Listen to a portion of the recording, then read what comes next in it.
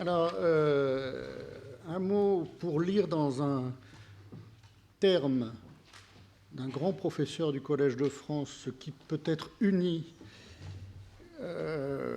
Alvax et Vernon sous une même égide, c'est celle des outillages mentaux. Car quand Fèvre, au début de la 6e section, mobilise toute une série de gens qu'il a à portée de main, y compris Coiré, mais d'autres encore, il va avoir pour ligne de conduite de mobiliser ceux qui lui permettent de développer l'analyse des outillages mentaux dont il a exposé les principes dans plusieurs épisodes, je dirais, de l'encyclopédie française. Donc, merci Frédéric Fruteau de Laclos pour cet exposé sur Vernon. Merci à vous. Mais bon, vous avez déjà fait le travail. Je crois que je vais revenir sur ces concepts d'outillage mental et ces relations d'anthropologie, de psychologie. Et peut-être même faudrait-il parler d'épistémologie. Vous avez évoqué, oui, tout à fait. Vous avez évoqué Coiré. Tout cela, effectivement, milite en faveur d'un croisement des disciplines. Et je crois que ce colloque est une excellente occasion pour évoquer ces problèmes. Alors, d'abord, je tiens à remercier Antoine Compagnon et Céline Surprenant de m'avoir convié à parler de Jean-Pierre Vernant et la psychanalyse au Collège de France. C'est un établissement dans lequel Vernant a enseigné et fait ses recherches entre 1975 et 1984. Mais je dois d'emblée préciser que je ne suis ni helléniste ni psychanalyste. Et c'est en ces termes mêmes que l'ami de Vernant, l'indianiste Charles Malamud, ouvrait une allocution déjà consacrée il y a quelques années à Vernant et la psychanalyse. Je dois confesser que je ne suis pas non plus le grand savant qu'est M. Malamud, mais ça, vous l'aurez remarqué, du moins physiquement. Mais à quel titre, alors, me demanderez-vous, est-ce que je suis invité à aborder un tel sujet? Eh bien, j'interviendrai aujourd'hui en tant qu'historien et philosophe de la psychologie, j'oserais presque dire de psychophilosophe, selon une expression qui a été employée hier. Et cependant, une fois cela dit, on pourrait s'étonner parce que Vernant est plutôt connu comme un éminent anthropologue de la Grèce ancienne, la figure tutélaire de ce qu'on appelle parfois l'école de Paris. Que vient donc faire la psychologie dans ces matières anthropologiques et psychanalytiques? Pour le comprendre, il faut retracer brièvement le parcours de Vernant, ou plutôt remonter le cours d'une évolution et d'une carrière qui l'ont conduit jusqu'au Collège de France, où il occupa la chaire d'études comparées au pluriel des religions antiques. Cet intitulé lui-même a de quoi étonner, et cela doublement. Ni l'anthropologie ni la Grèce n'y sont présents. Que Vernant ait choisi d'élargir les perspectives au monde antique dans son entier, cela peut s'expliquer conjoncturellement, car le Collège comptait déjà une spécialiste de la Grèce antique en la personne de Jacqueline de Romilly. Jacqueline de Romilly avait présenté sa candidature en même temps que Vernant la sienne, en 1974, et elle l'avait emporté sur lui. La chaire occupée par Jacqueline de Romilly était explicitement et spécifiquement dédiée à la Grèce. L'intitulé en était « La Grèce et la formation de la pensée morale et politique ». Vernant fut encouragé à se représenter dès l'année suivante, et il succéda à un germaniste, Robert Minder. Il n'était certes pas question que son enseignement et sa recherche soient consacrés à l'Allemagne, mais il n'était pas non plus raisonnable qu'il dispense des cours sur la formation de la pensée grecque ou sur les origines de la pensée grecque. C'étaient là les objets qui avaient été au centre des travaux de Vernant dans les années 60. S'il avait procédé ainsi, la chaire aurait très manifestement fait doublon avec celle de Romilly, et il fut donc décidé que Vernant retenterait sa chance en s'inscrivant dans la lignée de Henri-Charles Puech, qui avait été détenteur au collège d'une chaire d'histoire des religions. Ce qui intéressait Vernant depuis ses premiers travaux, je l'ai dit, c'était néanmoins la formation de la pensée positive dans la Grèce archaïque ou encore les origines de la philosophie. Agrégé de philosophie lui-même, concours auquel il avait été reçu premier, Vernant avait enseigné au lycée avant d'obtenir en 1958 une direction d'études à la 6e section de l'école pratique des hautes études, sur une chaire de pensée sociale et religieuse de la Grèce ancienne. Vernant se propose de réinterroger historiquement le hiatus instauré par la philosophie elle-même lorsqu'elle s'est désolidarisée des manières de penser qui l'ont précédée. Comment rendre raison du passage des formes archaïques du mythos aux formes positives du logos philosophique? Faut-il ou non parler de miracle grec? La transition dans la pensée grecque s'est-elle faite par paliers progressifs ou au contraire à travers une franche discontinuité? À vrai dire, il y a plusieurs façons d'aborder ces questions. La première, celle qui est le plus souvent pratiquée par les philosophes, consiste en une histoire philosophante de la philosophie, une reprise du questionnement platonicien de l'intérieur de la tradition, inaugurée par le fondateur de l'Académie.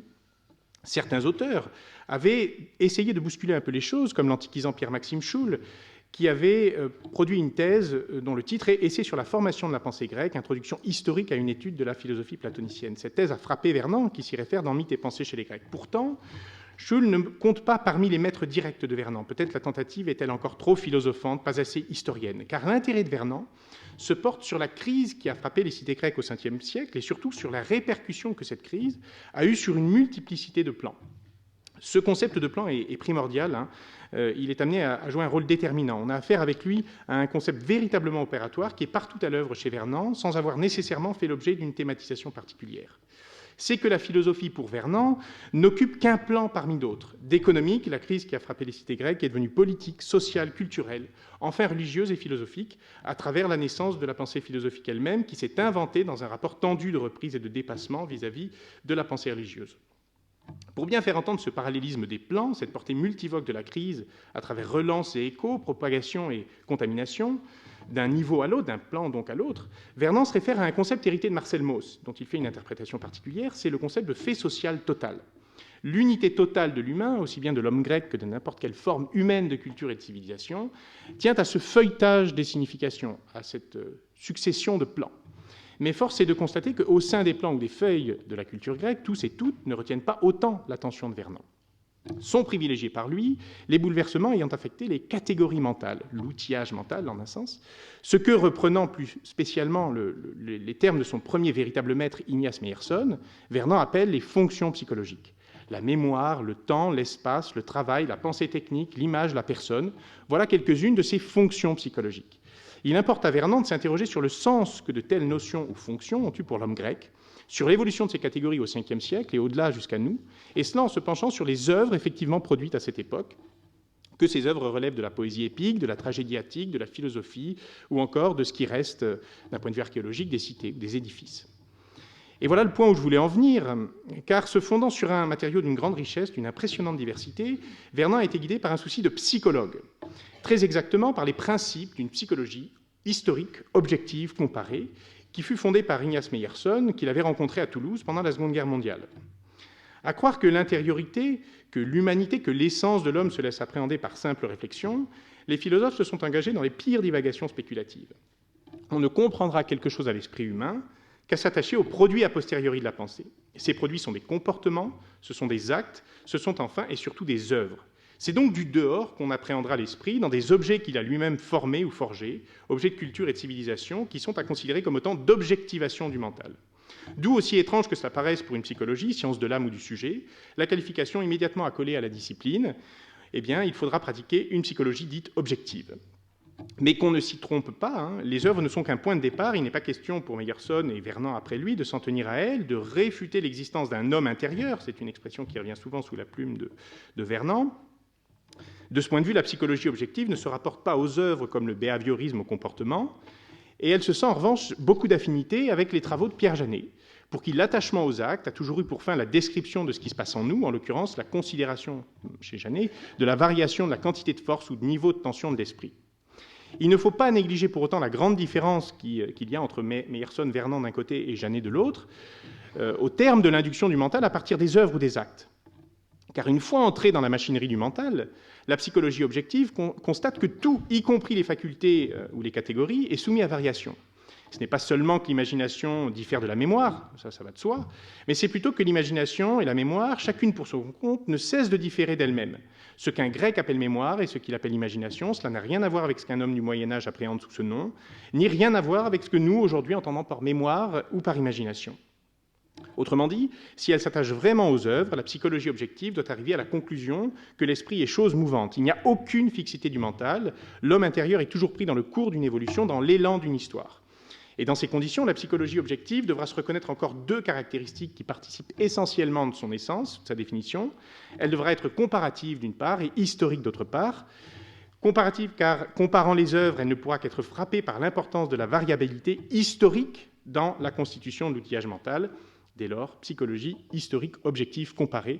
Voilà l'intitulé complet de la discipline que Meyerson lègue en quelque sorte à Vernon. Or, on le voit, ce qui est en jeu ici, c'est une lutte contre toutes les espèces de fixisme. Vernon pouvait espérer que le travail accompli par Meyerson aurait porté un coup d'arrêt définitif au fixisme, à ce qui est dit fixisme en psychologie par Meyerson aussi bien que par Vernon. Mais il n'en a rien été, car le fixisme renaît de ses cendres dans et par le mouvement psychanalytique. Tel est, du moins, le diagnostic que portent les représentants de la psychologie historique. On le sait, vous le savez, cela a été déjà dit hier, Meyerson lui-même a été le premier traducteur de la Traumdeutung en français en 1923. C'était une commande émanant d'un éditeur. Mais Meyerson lui-même n'a jamais adhéré à la psychanalyse et il s'est au contraire réjoui des réticences exprimées par la pensée française, médecine, psychologie et philosophie comprises, face au mouvement initié par Sigmund Freud. Il a ainsi manifesté très clairement son soutien à la charge antipsychanalytique menée par son collègue, le philosophe et psychologue Charles Blondel. De même, il a peu parlé, Meyerson, de la psychanalyse, préférant la tenir à distance, mais on trouve ici ou là des comptes rendus, par exemple, de l'anthropologie culturelle américaine nourrie de psychanalyse, qui déplorent le fixisme chez des savants de terrain. Bon, le fixisme, par exemple, de Ralph Linton dans Le fondement culturel de la personnalité. Et Dieu sait pourtant que cette anthropologie culturelle américaine est souple à l'égard de la psychanalyse, dans sa reprise même de la psychanalyse. Alors, sans doute, Vernon a-t-il dans un premier temps estimé que ces débats internes à l'histoire de la discipline psychologique, il ne lui revenait pas de les prendre en charge, lui qui avait décidé de s'attacher seulement à l'homme grec intérieur, en vue de mettre au jour le sens si particulier qu'avaient en Grèce ancienne les diverses fonctions psychologiques. Mais voilà qu'un psychanalyste français, Didier Anzieux, s'aventure sur son terrain. Anzieux s'est mis en tête de parler d'Oedipe, la pièce de Sophocle, pour montrer la justesse de l'interprétation freudienne des mythes grecs. L'article qui va déclencher l'ire de Vernon a pour titre « Oedipe avant le complexe » ou « de l'interprétation psychanalytique des mythes ». La réponse cinglante de Vernon paraît un an après cet article de 1966, donc en 1967. La réponse en question a pour titre « Oedipe sans complexe » et elle paraît dans la revue Raison présente. Elle sera ensuite reprise dans Mythes et tragédies en Grèce ancienne, co-signée avec Vidal-Naquet. L'analyse remarquable de clarté et d'efficacité, qu'on soit d'accord ou non avec ses conclusions, se déploie en 3 temps. Le premier temps est celui de la position du problème et de l'opposition des méthodes. Le problème est que la psychanalyse se rapporte à la tragédie comme à une psychanalyse. Ce faisant, le psychanalyste se rend coupable d'un cercle vicieux aux yeux de Vernon. La théorie freudienne trouve sa confirmation dans Oedipe Roi de Sophocle, mais la pièce est elle-même lue ou interprétée à l'aune de la théorie des pulsions. Or, au lieu de postuler l'universalité des schémas topiques et de les projeter sur une pièce antique, le psychanalyste devrait s'employer à se situer historiquement, tout en situant historiquement son objet. À une démarche si peu rigoureuse s'oppose la méthode de la psychologie historique. Je rends compte ici strictement du point de vue de Vernon.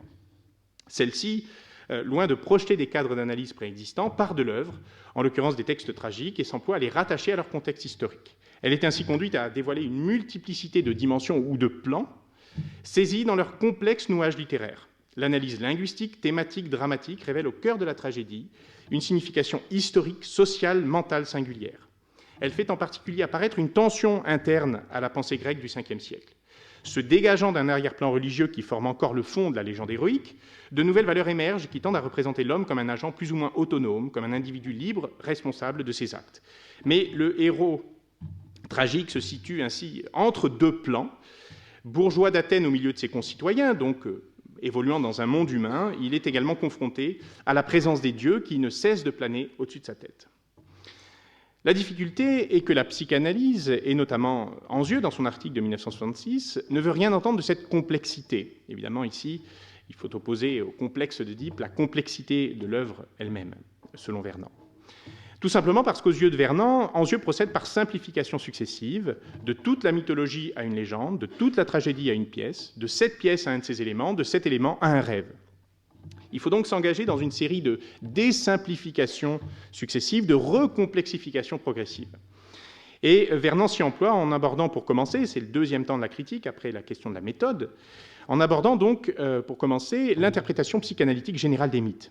Je ne veux pas entrer dans le détail des analyses. L'important à mes yeux est qu'il y ait des détails qui témoignent pour l'essentielle variabilité des structures, relative elle-même à l'essentielle évolution des fonctions. Quelques points tout de même. La castration d'Ouranos n'a pas le caractère proto-oedipien éclatant que lui reconnaît Anzieux. La virginité d'Athéna est préservée, mais ça ne tient pas, contrairement à ce que dit Anzieux, au désir inconscient de son père Zeus, mais à son statut de guerrière. Enfin, confondre l'attachement filial d'Antigone pour son frère Polynice avec un désir sexuel, c'est aller à l'encontre de la psychologie grecque elle-même. Dans tous ces cas, Et c'est encore Vernant qui parle ici. Le psychanalyste prend ses rêves pour des réalités, loin que la psychanalyse nous renseigne sur la réalité du fonctionnement psychique via l'analyse des rêves grecs. La psychologie historique entend au contraire se situer à hauteur d'homme. Elle propose de comprendre l'homme grec intérieur en s'en tenant à ce que lui-même a pensé et produit, d'éclairer le sens de la psyché grecque à la lumière de l'analyse structurale de ses œuvres. Soit pour terminer, je parle ici de l'analyse livrée par Vernant lui-même, l'interprétation oedipienne d'Oedipe Roi, la pièce de Sophocle, eh bien, il apparaît que quelles que soient les raisons ou les nécessités qui ont présidé à la construction de la pièce, elles sont étrangères à la psychologie des profondeurs. Elles sont d'abord d'ordre esthétique et religieux. Esthétique parce qu'il faut préparer psychologiquement et dramatiquement la découverte par Oedipe de sa propre identité.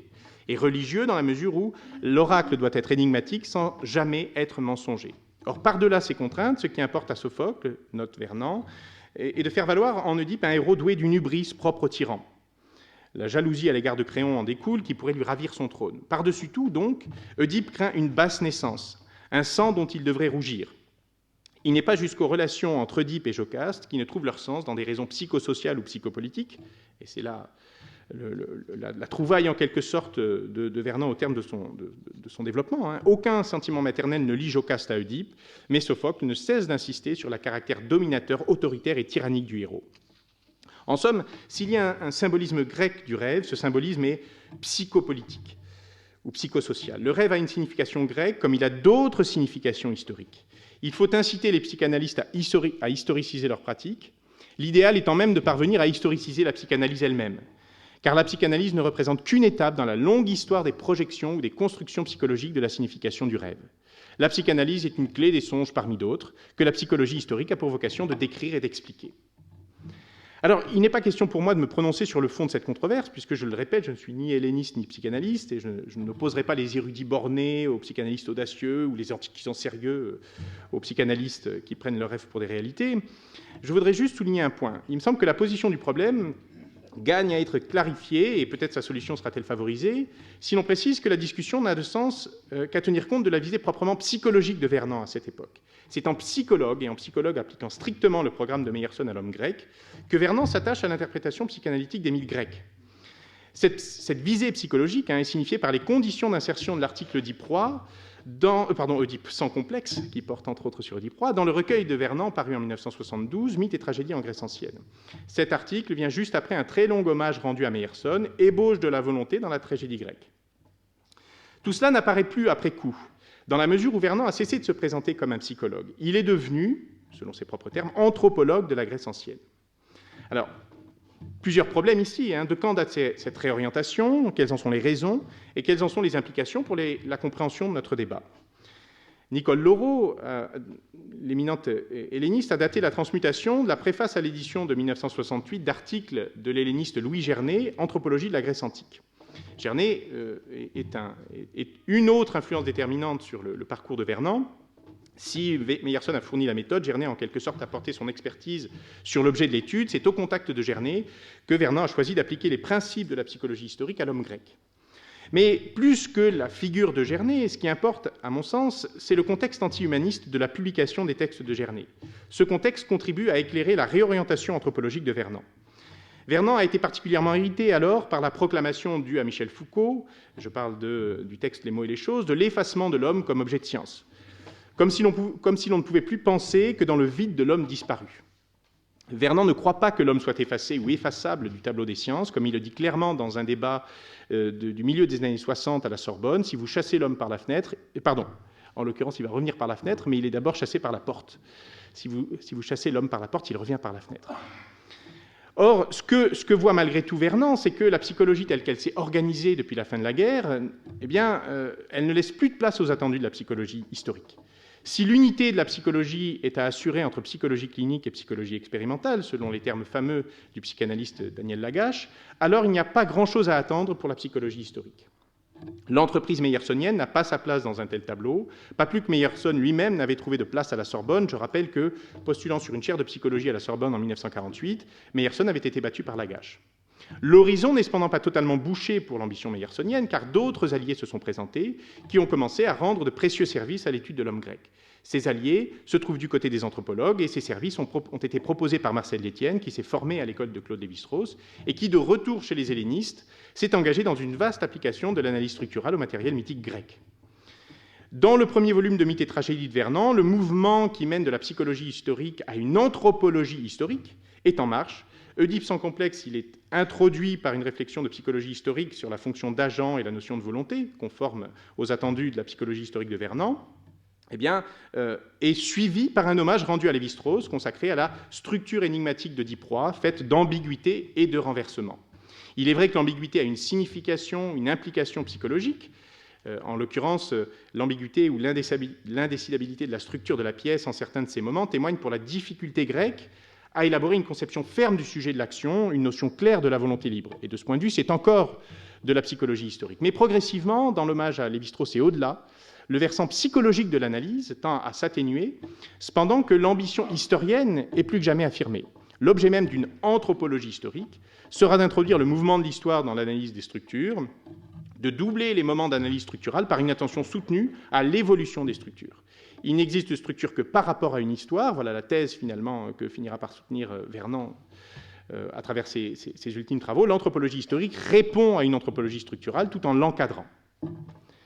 Alors, une première question ici pourrait se poser. Est-il vrai que tout, fonction, structure, œuvre, soit pris dans un flux permanent? Ne faut-il pas reconnaître des invariants transhistoriques ou transstructurels, aussi bien formels et abstraits qu'ils puissent être, le formalisme et l'abstraction étant à interpréter ici comme l'ensemble des filets permettant d'appréhender la richesse des œuvres advenues dans l'histoire sans la forcer ni la déformer. C'est ce que les hellénistes, les premiers, ont pointé, qu'il s'agisse de Marcel Détienne ou de Nicole Laureau. Il se pourrait que la reconnaissance d'un terrain commun minimal soit l'un des réquisites fondamentaux du comparatisme et de la pratique historienne appelée par Meyerson et Vernant. Comment en effet comprendre les Grecs si comprendre n'a pas le même sens chez eux et chez nous? Mais un tel questionnement est encore anthropologique et je voudrais soutenir, pour finir, qu'il y a quelque intérêt à ramener le débat ouvert ou réouvert par Vernant sur les terrains de la psychologie. Et de fait, Vernant a vécu assez vieux pour voir apparaître un nouveau genre de psychologie, sollicitant l'expertise de la psychologie historique objective comparée. Au soir de sa vie, il devait revenir sur l'œuvre de Meyerson à travers un certain nombre de contributions finalement rassemblées dans Entre mythe et politique.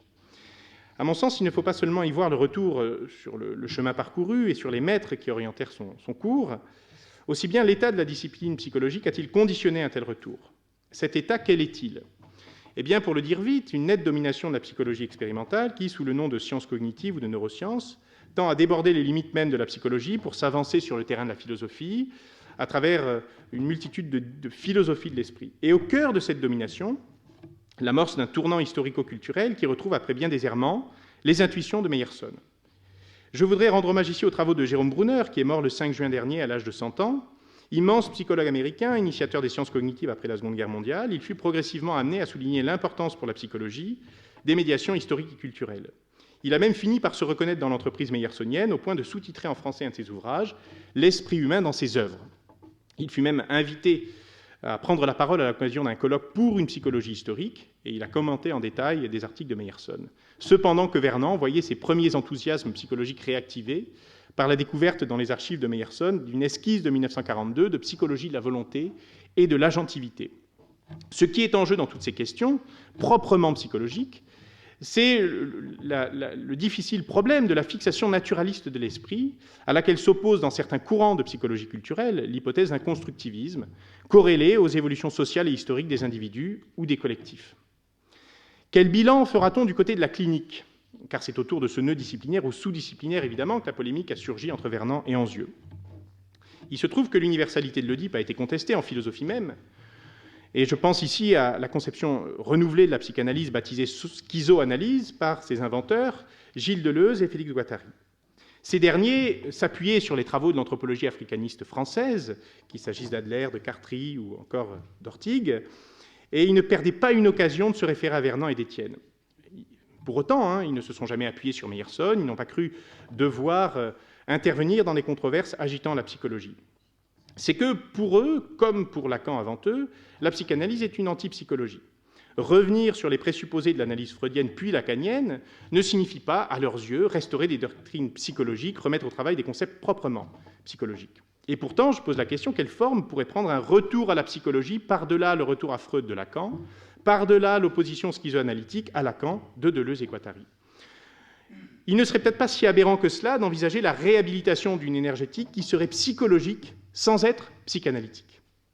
Si tel était le cas, on aurait affaire à un invariant, qu'on appelle l'énergie, la force, la puissance, un invariant susceptible par ses métamorphoses mêmes de rendre compte de toutes les configurations historiques et culturelles attestées dans le devenir de l'humanité.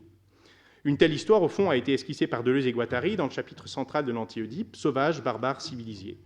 Mais je songe surtout ici à la vision qu'offrait déjà l'œuvre de Pierre Janet, à travers le tableau des fonctions, dans son hypothèse d'un profond travail des forces psychiques subconscientes, d'une activation de sa force selon les niveaux de tension psychologique des sujets ou des communautés. Il s'agirait en somme de reculer d'un cran dans l'histoire de la psychologie, de régresser de Meyerson à celui que ce dernier reconnaissait comme un de ses maîtres, mais plutôt que de reprocher à Janet d'avoir admis la fixité d'une énergétique des forces et de la tension psychique, c'est ce que faisait Meyerson, on se réjouirait que Janet ait postulé une telle invariance. Elle et elle seule permet de rendre raison de la variation de l'outillage mental, ainsi que des différences dans la structuration des œuvres. Je vous remercie.